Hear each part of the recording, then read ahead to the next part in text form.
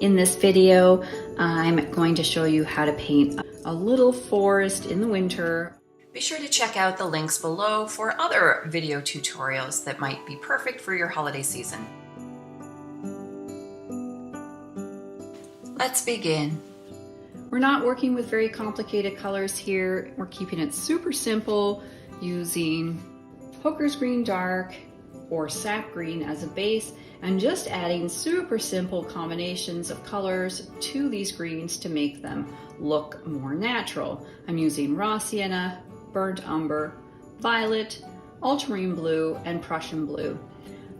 I'll be using a dropper to drop in color to change the depth and saturation levels of the pools of paint. I love having a test strip, preferably the same kind of paper that you're going to be painting on. I'm using Artist Quality Arches paper, and it is 100% rag or cotton paper. If you're using a student grade paper, you might have slightly different results as the paint tends to sit on top, but for this exercise, you should be just fine. I'm going to use a handful of brushes. Make sure you're using a round brush that has a nice big belly and comes to a fine point. That's the kind of brush that you need for some of this one-stroke painting. I'm using my number 10 designer blend, but an 8 or a 10 will work perfectly fine. I want to show you how to make some texture using a fan brush. I'm using my Ivory Fling, and it's a little 1-inch synthetic brush. The bristles stay perfectly splayed, which is what you're really going to want for this technique. And you can use a liner or a rigger. And then if you don't have a liner or a rigger with these long bristles, you can use a number 1 or even a number 2 pointed round brush. You want to make sure that you've got some paper towel or a rag, something for blotting your paint. Of course, a jar of water, and then I also like to have on hand a little bit of tissue for blotting. Before I get started, I like to wet my paint. You can do that with a spray bottle, or in this case, I'm just dropping a little bit of water into the paints. Now you only need to let that water in your palette sit for a couple of minutes before it's primed and has gotten to that point of being kind of tacky. And I do recommend using a stiffer synthetic brush. Again, I'm just using a brush for my line of brushes, but any stiff synthetic brush will do. Synthetic bristles hold less paint, so there's less waste in your jar of water. And because they are a little bit more rigid, you can scoop up a pretty good amount of paint. I'm going to wet my brush. So I'm using the Hooker's Green Dark. And I always add the paint and then add water to it. I prefer making more saturated pools and then diluting if I need to. If you start with water, you'll end up likely having very diluted and watery results. So start with your paint and then add water to it. Now, if you don't want to waste your paint just yet, you can add a couple of drops of water with your dropper. So Hooker's Green Dark on its own is pretty bright and it can look a little phony. So I want to have on hand a couple of choices to change that color, and you can change it in your palette and create a completely new customized color, or you can change the color by dropping in a new color into the wet green right on the surface of your paper. And that's the way we're going to be painting today. So I'm going to just have this value of Hooker's Green Dark available in my palette, rinse my brush, and I'm going to then put out some Prussian blue. I'm just going to skip a space so that they don't accidentally contaminate each other.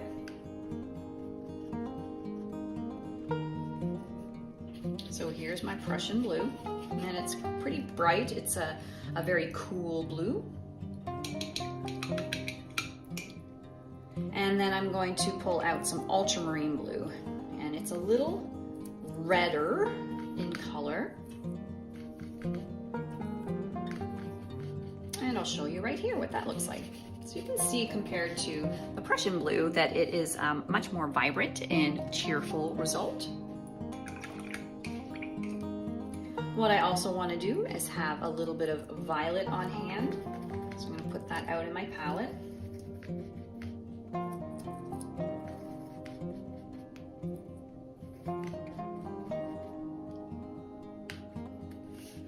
So this is the hue of that particular violet that I'm using. And I'm going to also put out some burnt umber, so it's like a nice dark chocolatey brown.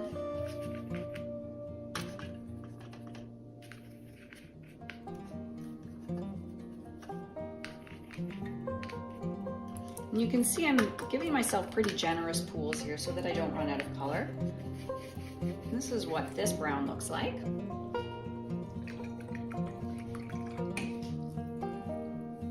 And then finally, I'm going to have a little bit of raw sienna. Beautiful kind of golden wheat color. So that other green I was talking about earlier is the sap green, and I'm just going to leave a little space in this palette so that I don't mix up the greens for you and that it's clear as to which green I'll be drawing from.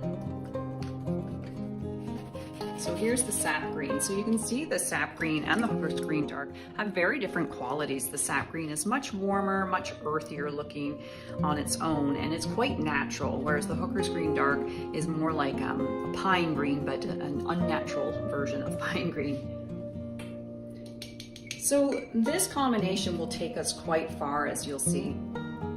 So I'm going to rinse my brush, wipe this brush, and we're done with this mixing brush, so I can just put it aside. So for this tutorial, I'm going to be sketching with an H pencil. I want to make sure it's nice and sharp.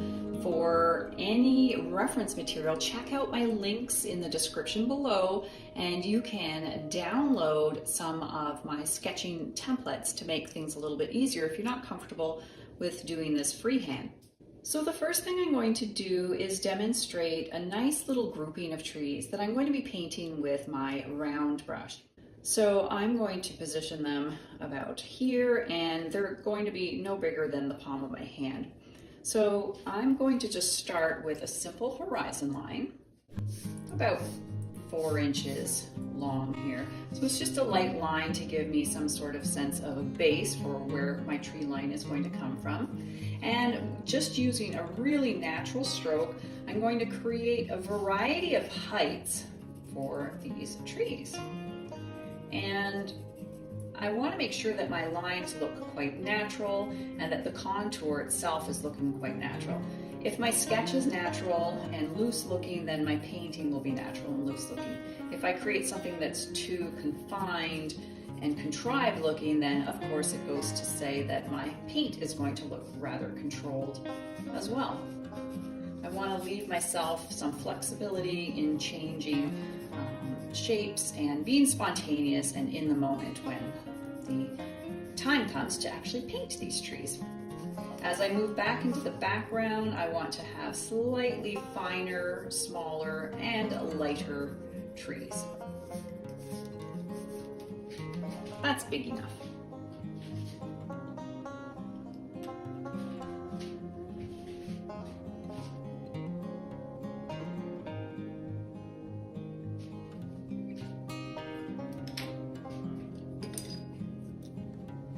So for this example, be sure to consult my video on how to set up your watercolor space to make it really efficient for you to move fluidly and easily here in your configuration. I'm going to be starting with my number 10, and again, it seems like a really big brush for the space, but because it comes to such a fine point, I'll be able to maneuver into these small spaces.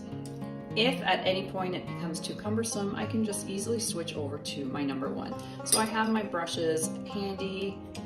Typically, cool colors recede and warm colors come forward. So what I want to do is make sure that my background trees are the lightest and the thinnest in application, and they're going to be a little cooler. So in order to achieve a cool color, I'll be introducing some bluer tones.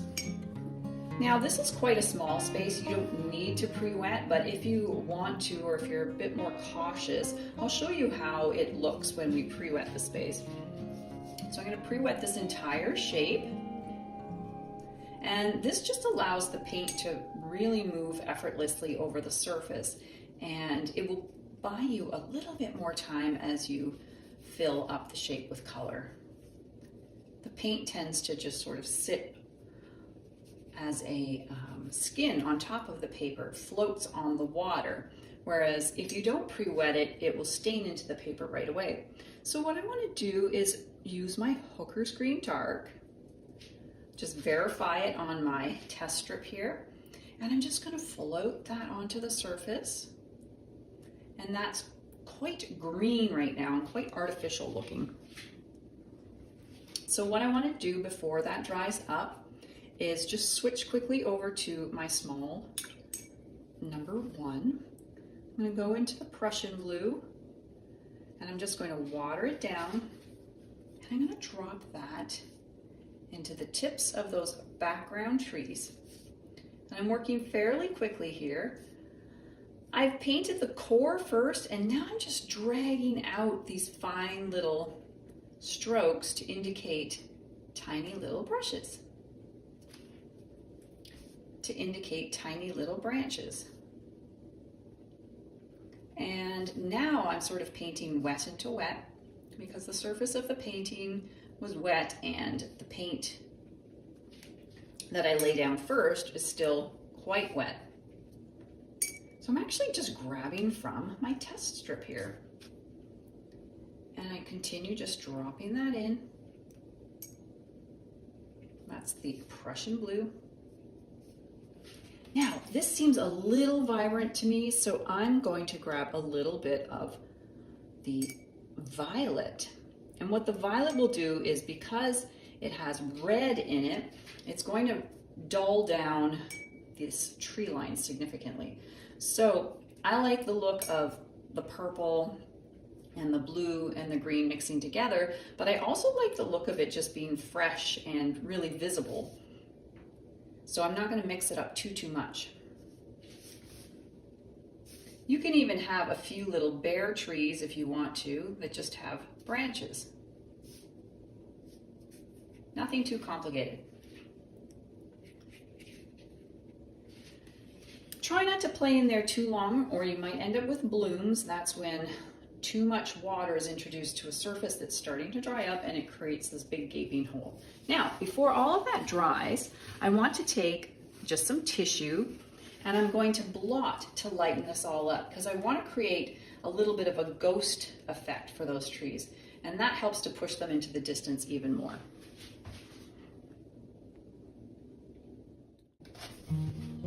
So you can let this dry, or you can use a hair dryer and actually speed up the drying time. So this is quite pale, and that's exactly what I want. I want to be able to build and add layers here. So I'm going to do the same thing with an ever so slightly heavier application, so we won't be blotting this time. So I'm going to use the Hooker's Green Dark once again. You may find it easier just to start with some lines and then build the trees around that. Make sure that they're not too evenly planted, as I've just done here. Make sure that they're staggered in a natural way.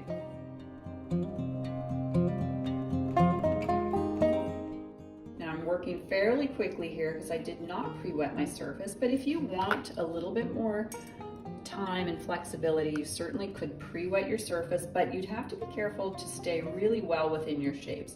So now I've just dipped my brush into the Hooker's Green Dark again, and I'm applying slightly crisper and more refined branches than the first time. Still just using the Hooker's Green Dark.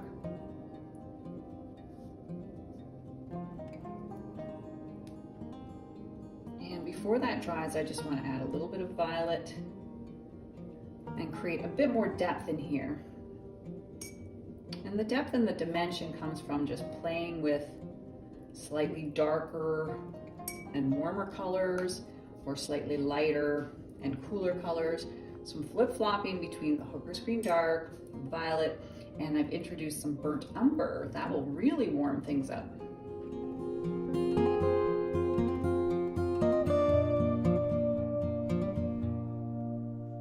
So you can see I'm just sort of dabbing the color, and I can do that because the paper surface is still wet, but the minute it starts to dry up, I should probably quit, or I'm going to run into trouble with an inconsistency of what's staying dry and what is still wet.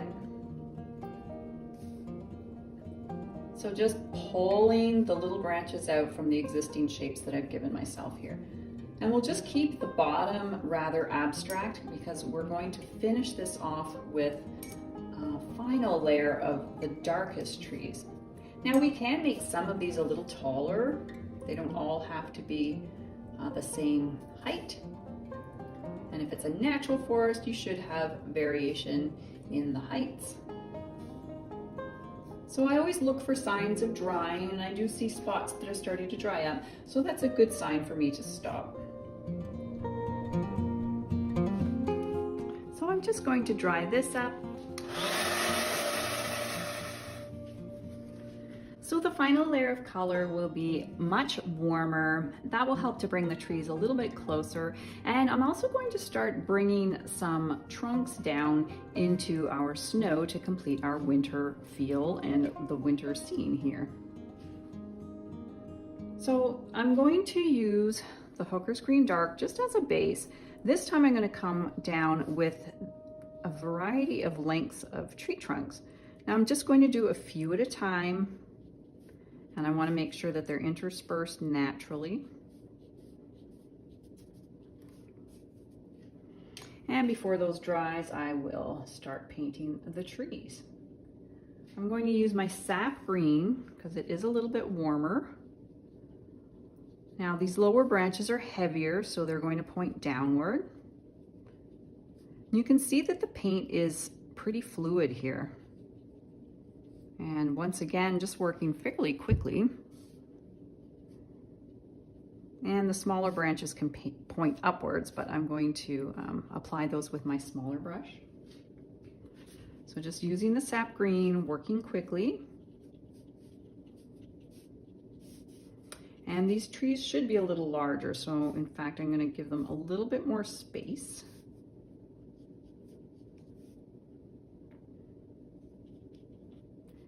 You can even use the belly of the brush to just build up bulkier areas to the core of the tree.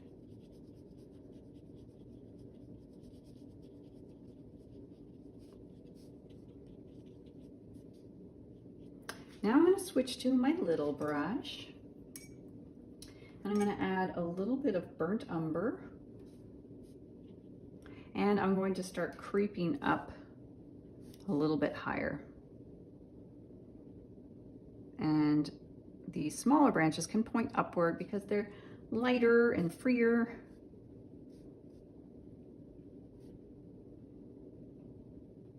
So I'm trying as much as possible to pull my strokes outward from the core. When I get kind of to the middle of the tree, I can start pointing downward. Before those dry, I'd like to just drop a little bit of violet into some of the trees that maybe just giving them the feeling that they're tucked farther behind and that they have a little bit of shadow. So upward and outward. You never want your branches to be evenly spaced, and you don't want them even in length either. So I'm flip-flopping between using the sap green, the violet, sometimes the Hooker's Green Dark if you want, and for sure using some of that burnt umber.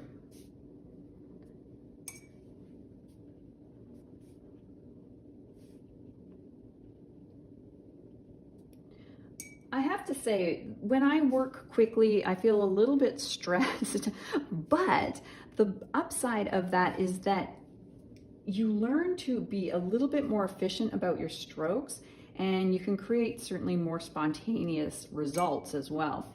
I find the slower I go, the more cautious I am. So if you're trying to make this more whimsical looking and freer and just lighter, try setting a timer for yourself and being a little more compressed, trying to find out what kind of shortcuts can you take as you speed through the process.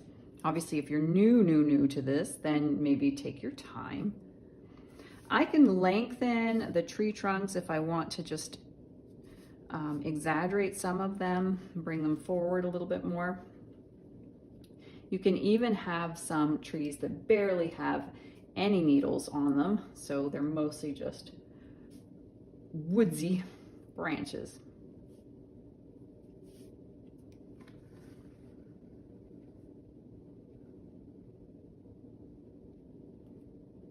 using the burnt umber here.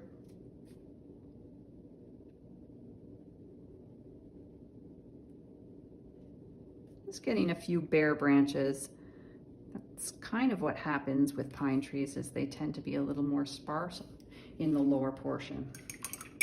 Now you could leave it just like this, or if you wanted to, you could put a little bit of ultramarine to indicate that there's a snowy shadow. If you're going to do that, you have to dry this up first.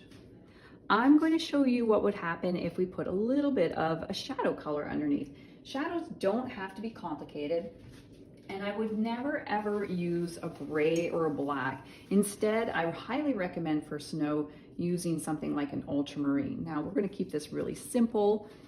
I'm working on dry, and then I'm going to be bleeding out the edge. If I pre-wet this, I do risk activating the paint that I put down. So I'm going to work quickly on dry, just using my ultramarine as a nice little shadow color. And you can see I did activate some of that burnt umber. It's okay to have a little bit of bleeding because you always do have a bit of environmental color influencing some of the final shadow tones. So that burnt umber was still a little bit damp, so let this be a warning to you. Let's put this on a little bit of a hill. So I'm going to just create a bit of a curve to this snow. And I don't even mind having a little bit of a rough texture underneath. That will kind of give a crispier snow. You can even blot if you want to control where your shadow is, or if it's bleeding beyond where you'd like it to be. And then finally, I'm just going to take a little bit of violet and add that to deepen the shadows farther into the forest. And we've created a really delightful winter forest. This was an excerpt from a free YouTube video called Winter Greenery Watercolor. Thanks for watching, everybody. I really hope you found this tutorial helpful, and if you did, please follow, share, subscribe, leave a comment, or you can even send me a super thanks, which would mean so much to me and would help me immensely in creating more content like this for you. Come follow me on social at Crystal Bashara Artist.